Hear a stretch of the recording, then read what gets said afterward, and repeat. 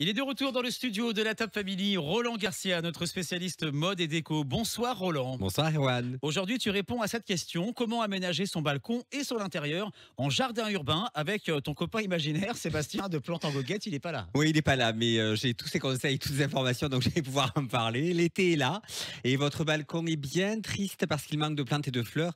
Mais attention, ô toi jardinier en herbe, tu ne peux pas faire tout et n'importe quoi.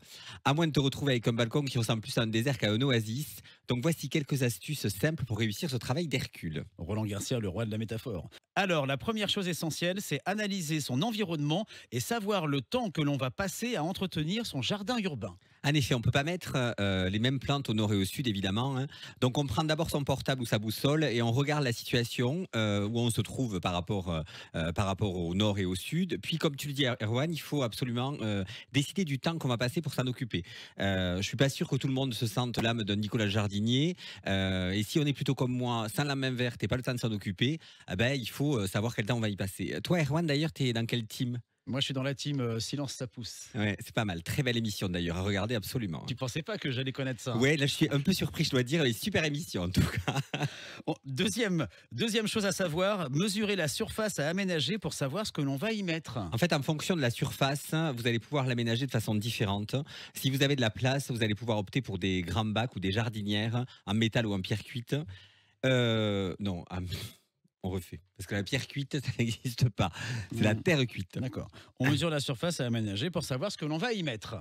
En fait, en fonction de la surface, vous allez pouvoir l'aménager de façon différente. Si vous avez de la place, vous allez pouvoir opter pour des grands bacs ou des jardinières, qu'elles soient en métal ou en terre cuite. Si vous avez une surface plus petite, misez sur des pots, grands et petits. L'astuce est d'en acheter plusieurs de différentes tailles pour créer une espèce de rythmique avec des hauteurs et des plantations différentes.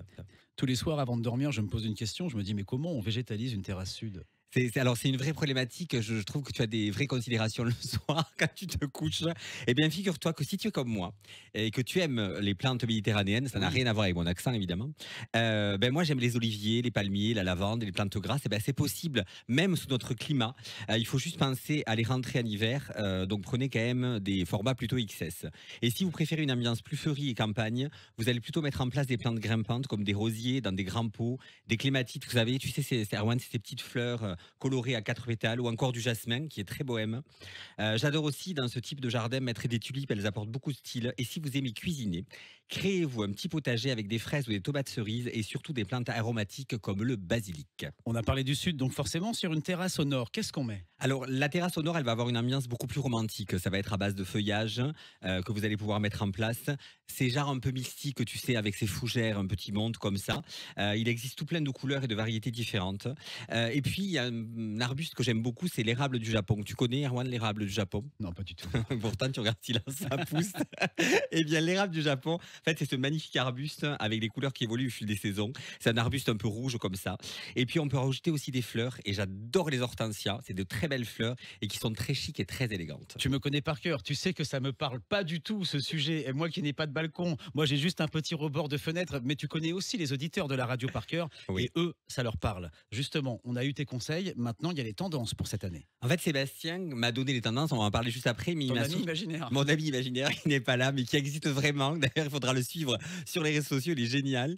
Mais il m'a précisé que les plantes se choisissent d'abord à l'instinct ou au coup de cœur, hein. Mais si on doit choisir une tendance forte cette année, c'est le retour à cette ambiance de jardin anglais.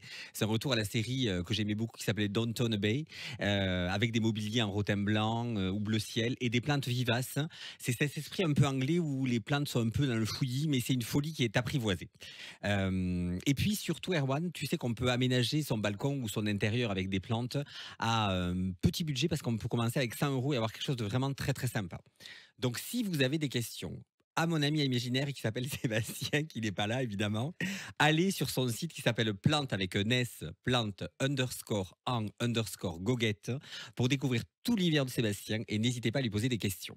J'imagine qu'on le retrouve sur les réseaux aussi, Sébastien. Absolument, et puis on le retrouvera sur mes réseaux sociaux évidemment, sur Maison Marga que tu connais par cœur. Maison Marga, puisque tu es styliste d'intérieur, donc tu sais de quoi tu parles avec cette chronique et avec ce thème. Moi, j'ai rien compris, mais le principal, c'est que les auditeurs aient tout compris. Ce qu'on va faire, c'est que je vais demander à Sébastien, mon ami qui ne sera pas imaginaire pour le coup, de venir chez toi pour aménager ce petit espace. Qu'est-ce que tu en penses? On n'ouvre pas la fenêtre chez moi, sinon le chat il sort. Donc ça sert à rien d'aménager l'espace. New Best Store. Jamais. Oh là là. À la semaine prochaine. À la semaine prochaine, Erwan.